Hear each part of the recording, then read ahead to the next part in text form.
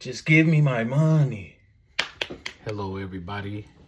My name is Derek Harris, and I'm coming to you with my new podcast. It's called Profits to the People. And so the podcast is just about how companies should share their profits with the employees. And so, as a lot of us know, a lot of companies, big companies, make millions or billions of dollars each year. And so a lot of times, sometimes we don't get to see those increases in the profits as far as in our paychecks.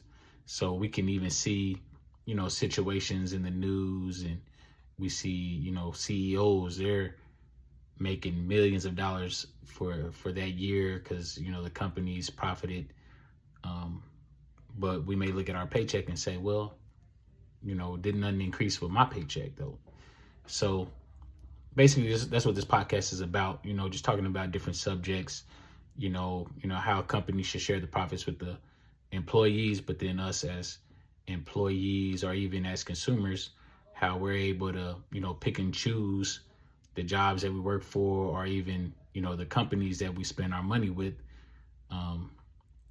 Because if we think about it, we do have a lot of control or power, you know, economically, and it's based on, where we do spend our money at. So if we're upset with how some companies are doing things, the best way that we can, bring attention to the situation is by not spending our money there, to be able to bring change. And so a lot of times we think that we have to be stuck, in a situation just because, maybe it's convenient, or maybe they're the only ones that supply certain things that we need.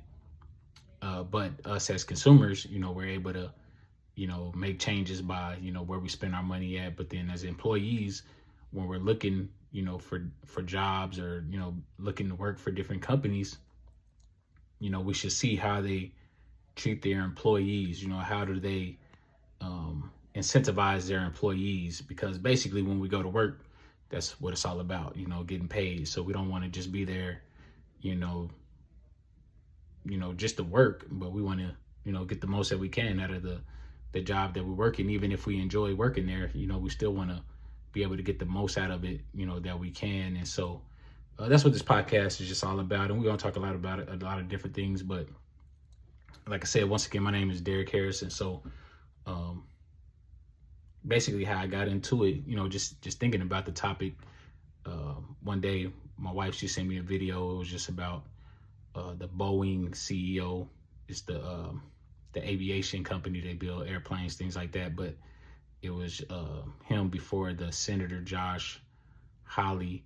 And so Josh Hawley, he was just asking him a whole bunch of questions, as the CEO, wondering why he was paid so much money for the year. And the company is not profitable. And then two, there's all kind of safety things going on, things that are not working properly within the company.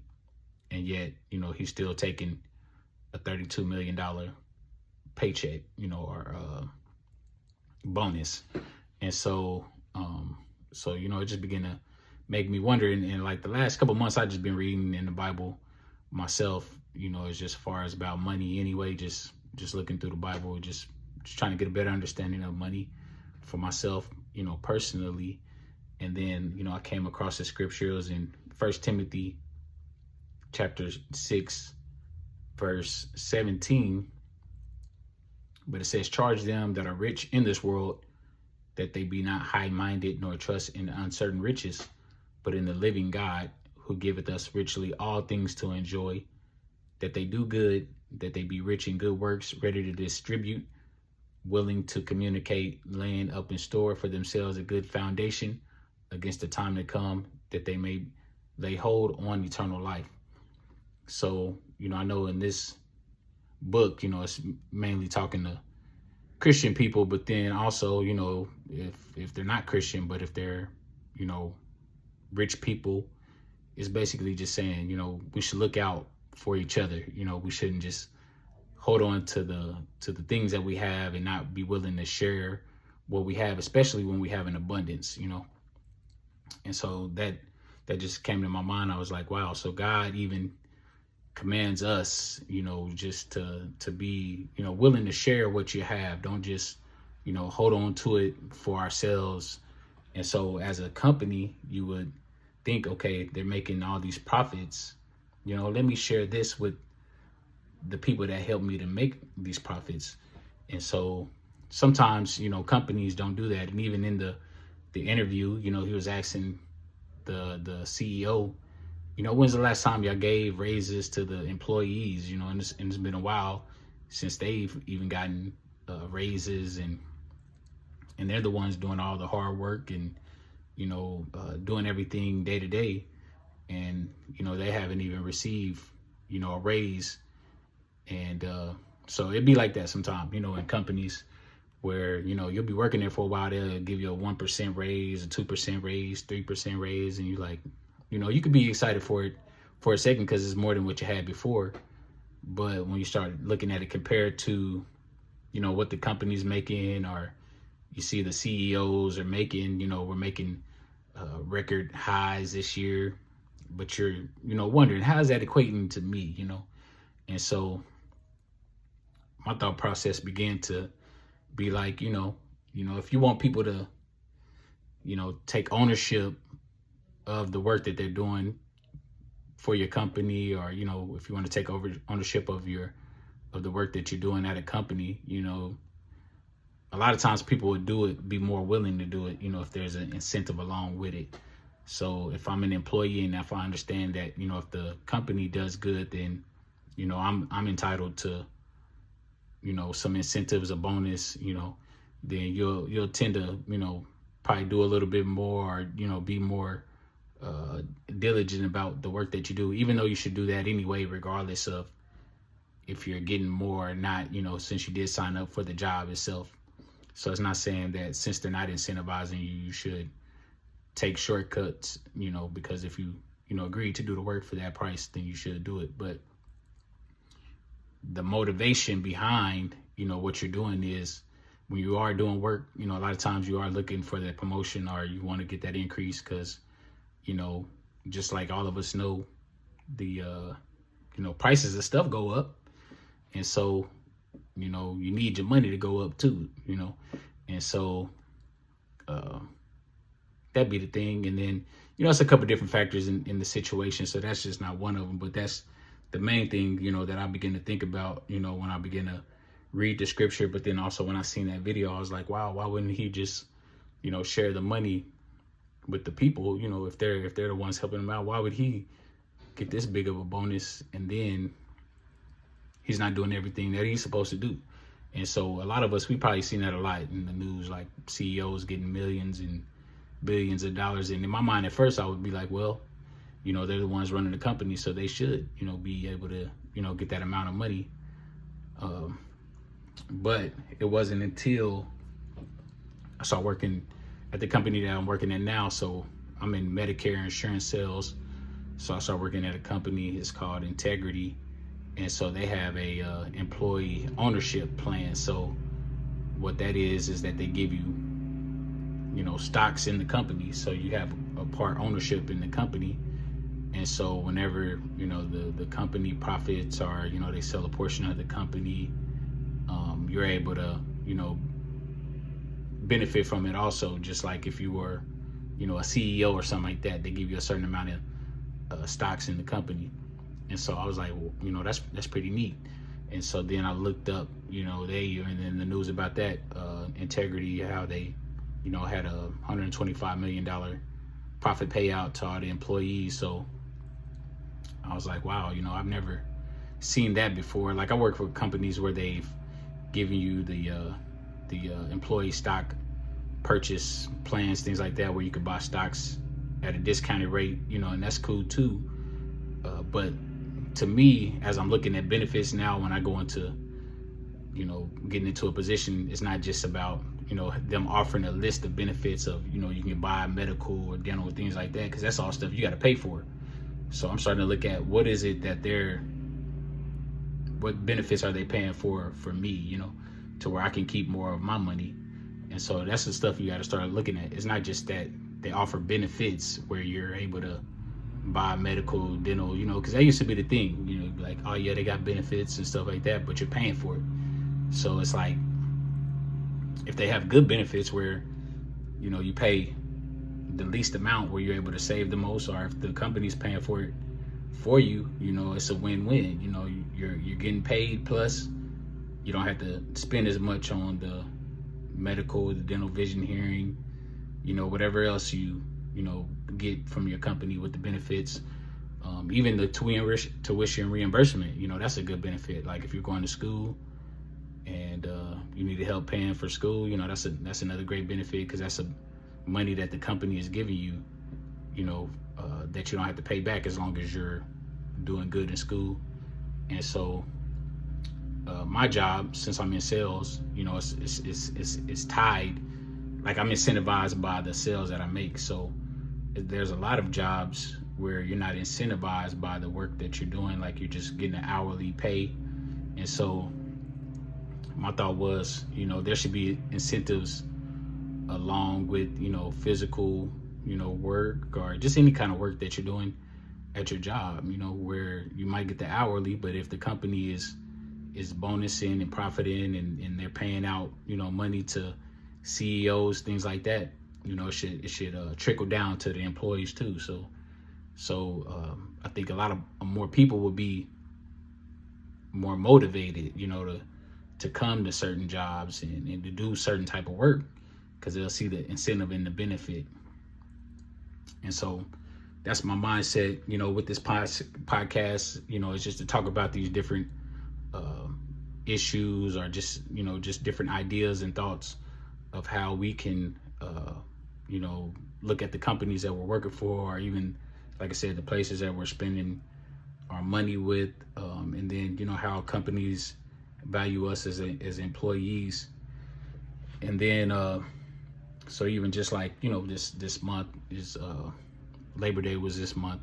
And so, usually, you just take the day off and you're like, yeah, I'm glad I got another day off from work. But I never really, looked into why, what Labor Day was all about. But when I looked into it, I began to realize it was basically, the day, where people begin to, protest the working conditions that they were in, the Industrial Revolution, where they were working long hours. They was working 7 days a week, getting real low pay. And so they began to protest against the companies, because they were like, we're working a lot, but we ain't getting a lot of money. We still broke, and our health is being affected. We don't have time to do nothing. And so people begin to get upset about that, because the companies were making a lot of money, but the people weren't. They're working a lot of hours and not getting a lot of money. So it's similar to that, and I'm not saying protest your jobs or nothing like that, because I know there are places where we see it in the news, and probably maybe some of y'all may have been a part of things like that, protesting against your jobs because they're not paying enough, or the conditions.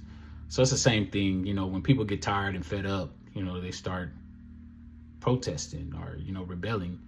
And so I don't want nobody to lose a job or nothing like that, and unless that's what you want to do, unless you want to protest and do that. But I'm not trying to incite anything like that.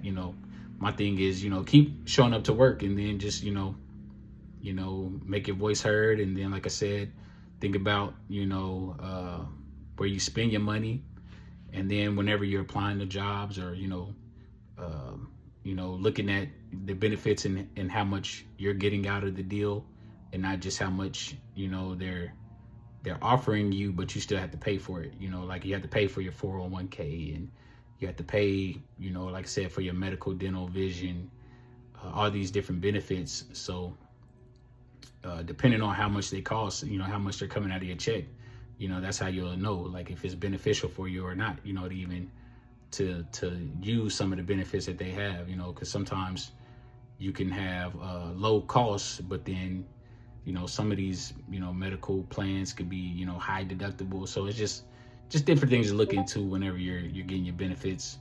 And also just knowing, whenever you're getting into a job, what is it that you're getting out of it. And then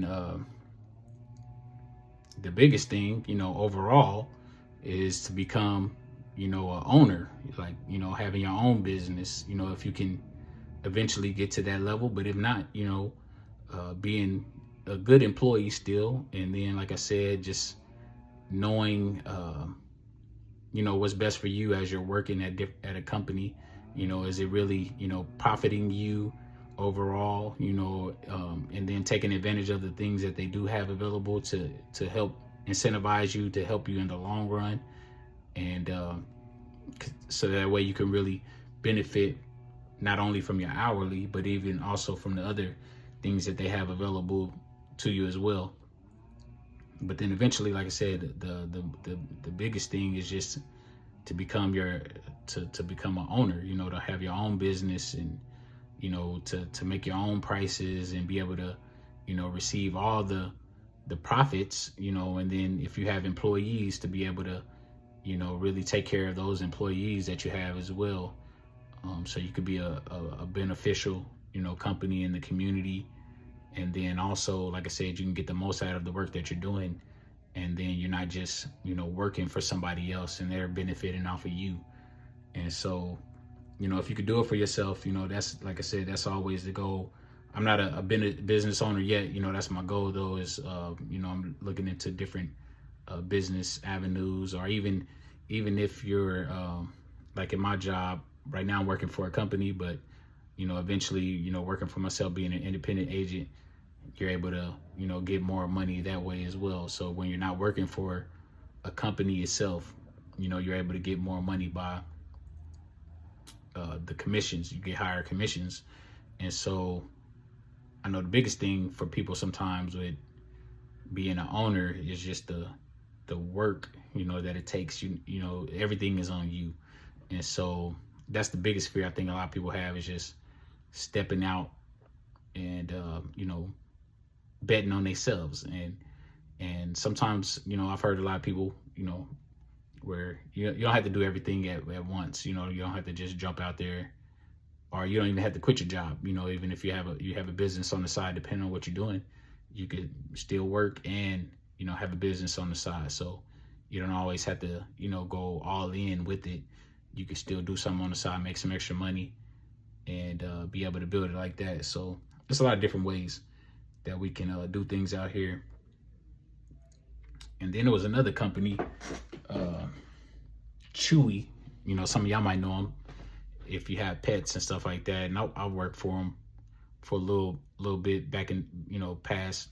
And so basically here in Kansas City, or it's in Belton, Missouri, but it's a fulfillment center, so that's where they fill the orders, things like that. But mainly, that CEO, he got a bonus payout about 32 million also.